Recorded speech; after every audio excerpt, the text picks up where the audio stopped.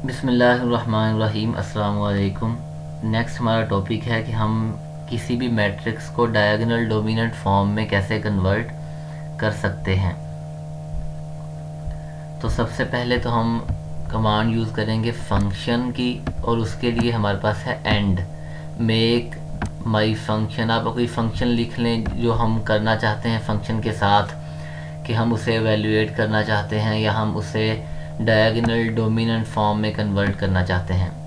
Next है कि a is equal to input enter a coefficient matrix, यानी कि हम इन जनरल किसी भी मैट्रिक्स के लिए अपना प्रोग्राम लिखना चाहते हैं तो हम ये इनपुट यूज़ करेंगे या ये कमांड यूज़ करेंगे, input enter a coefficient matrix.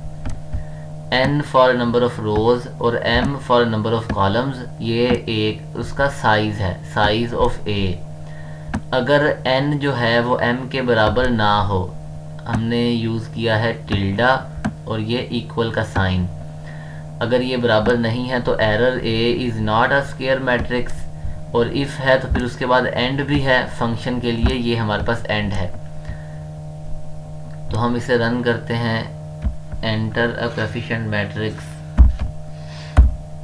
तो यहाँ देखें नंबर ऑफ रोज़ 3 है, नंबर ऑफ कॉलम्स भी 3 ही हैं, और ये मैट्रिक्स जो है ये डायगोनल डोमिनेंट फॉर्म में नहीं है। यहाँ पर 4 जो है वो बाकी दो के सम से बड़ा है, एब्सोल्यूट वैल्यू लेंगे हम, लेकिन यहाँ पर 8 जो है वो हमारे पास 19 + 1 20 से बड़ा नहीं है, लेकिन हम डायगोनल डोमिनेंट फॉर्म में ये एलिमेंट जो है उसकी एब्सोल्यूट वैल्यू बाकी दो एलिमेंट्स की एब्सोल्यूट वैल्यू और उनके सम से बड़ी होनी चाहिए।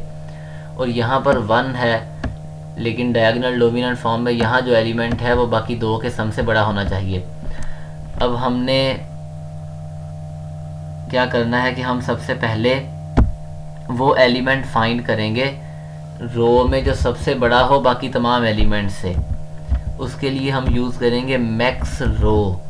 मैक्स रो का मतलब ये है कि रो में सबसे बड़ा एलिमेंट, जैसे इस रो में सबसे बड़ा एलिमेंट 4 है और इसकी पोजीशन या इंडेक्स क्या है, वो 1 है। तो नेक्स्ट है हमारे पास मैक्स इंडेक्स, यानी उसका इंडेक्स जो है वो हमारे पास यहाँ 1 है। अब ये एक मैट्रिक्स है, तो इससे हम कंपेयर करेंगे एक मैट्रिक्स के साथ। मैक्सिमम वैल्यू हमने फाइंड करनी है ए में से, लेकिन हमने एक उनकी एब्सोल्यूट वैल्यू कंसीडर करनी है, और हमने कंपेयर करना है मैट्रिक्स को मैट्रिक्स के साथ। और टू इसलिए है कि मैट्रिक्स में दो डायमेंशंस हैं, एक तो अलोंग रोज़ है और एक अलोंग कॉलम। तो जो अलोंग कॉलम डायरेक्शन है वो डायमेंशन 1 है, और जो अलोंग रो है वो डायमेंशन 2 है। तो यहाँ पर 2 का मतलब ये है कि हम ए मैट्रिक्स जो है उसकी जो वैल्यूज़ हैं उनकी एब्सोल्यूट वैल्यू लेंगे और रो वाइज चेक करेंगे कि इस डायमेंशन में, डायमेंशन 2 में, इस रो में कौन सा एलिमेंट सबसे बड़ा है। जैसे यहाँ पर अगर हम इसे रन करें तो हमने लिखना है कोएफिशिएंट मैट्रिक्स,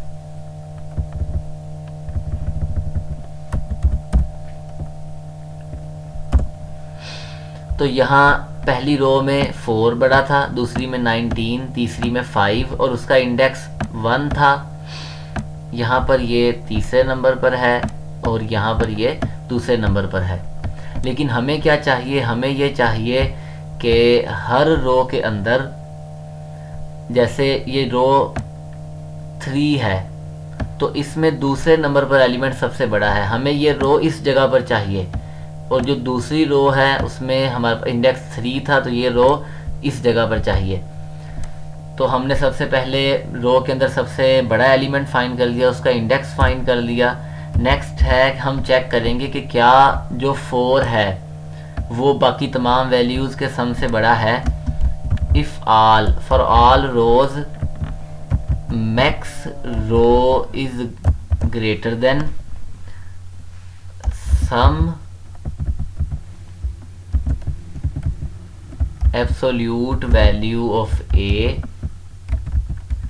और डायमेंशन 2 है, यानी हम रो वाइज चेक करेंगे कि जो पहली रो के अंदर, दूसरी रो के अंदर, तीसरी रो के अंदर जो मैक्सिमम नंबर है, मैक्सिमम एलिमेंट है, क्या वो बाकी पूरी रो के सम से बड़ा है, माइनस वो एलिमेंट इटसेल्फ। वो इसलिए कि हमें चाहिए 4 जो है वो ग्रेटर देन हो 1 + 1, लेकिन हमने पूरी रो का सम फाइंड किया है, तो 4 जो है वो भी उस सम में आ गया, तो उसके लिए हमें उस 4 को माइनस करना पड़ेगा। तो ये हमने यहाँ पर इस एलिमेंट को माइनस कर दिया।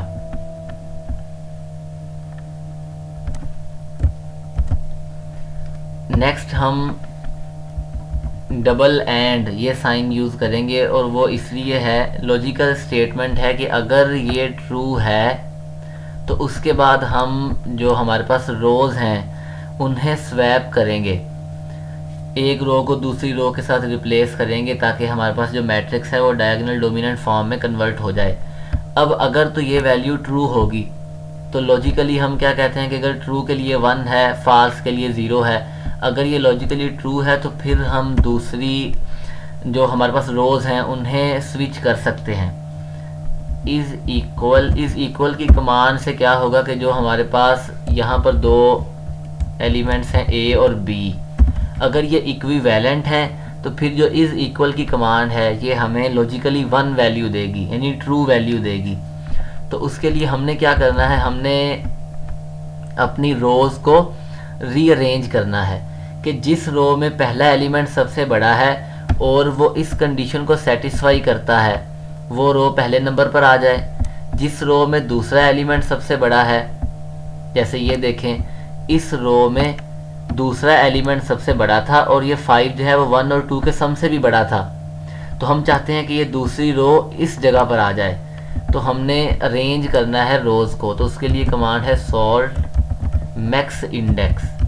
मैक्स इंडेक्स मतलब कि हम सॉर्ट की जो कमांड है वो असेंडिंग ऑर्डर में उन्हें रीअरेंज कर देगी, पहले छोटा इंडेक्स, फिर बड़ा इंडेक्स, फिर उससे बड़ा, यानी पहले 1, फिर 2, फिर 3। और इसे हम कंपेयर किसके साथ करेंगे, 1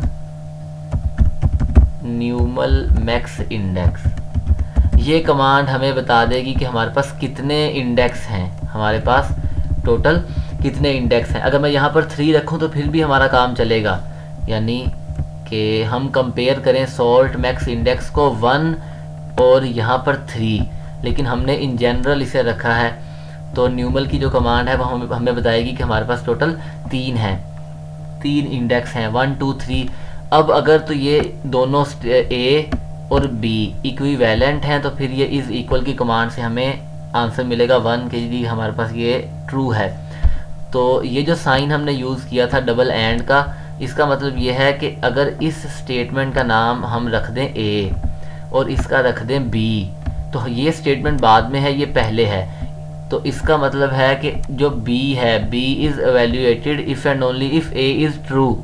अगर ये स्टेटमेंट ट्रू होगी, all max row greater than etcetera, तो फिर हम ये स्टेटमेंट जो है वो उसे एवेल्यूएट कर सकते हैं।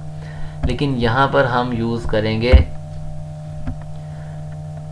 ताकि हम ये बता सकें कि ये पैरेंथेसिस और ये ब्रैकेट ये आपस में डिफरेंट हैं, क्योंकि इसके लिए हमारे पास ये है, इस ब्रैकेट के लिए ये ब्रैकेट थी, ये वाली, और इस ब्रैकेट के लिए ये वाली ब्रैकेट है। तो अगर हम यहाँ से ये हटा दें तो फिर ये ब्रैकेट इसके साथ या इसके साथ मिक्स हो जाएगी, तो इसके लिए यहाँ पर ही हमें यूज़ करना पड़ेगा।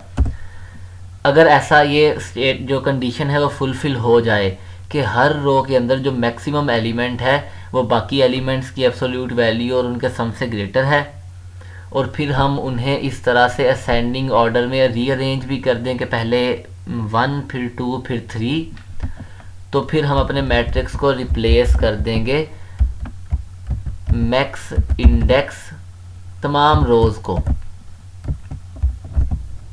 इज़ इक्वल टू A, यानी अब जो मैट्रिक्स है वो इस मैट्रिक्स से रिप्लेस हो जाएगा, A जो है वो इस मैट्रिक्स के साथ रिप्लेस होगा कि इस मैट्रिक्स में जो मैक्सिमम हमारे पास जैसे पहली रो है, तो या पहली कोई भी रो है और उस रो में जो पहला एलिमेंट है वो सबसे बड़ा है, तो वो हमारे पास पहले आ जाएगा, क्योंकि हमने उसे असेंडिंग ऑर्डर में अरेंज किया है कि पहले 1 फिर 2 फिर 3। तो हम अपने मैट्रिक्स को इसके साथ रिप्लेस कर देंगे। और अगर ऐसा ना हो कि ये कंडीशन फुलफिल ना हो, तो उस केस में हम कह देंगे कि हम अपने मैट्रिक्स को डायगोनल डोमिनेंट फॉर्म में कन्वर्ट नहीं कर सकते हैं।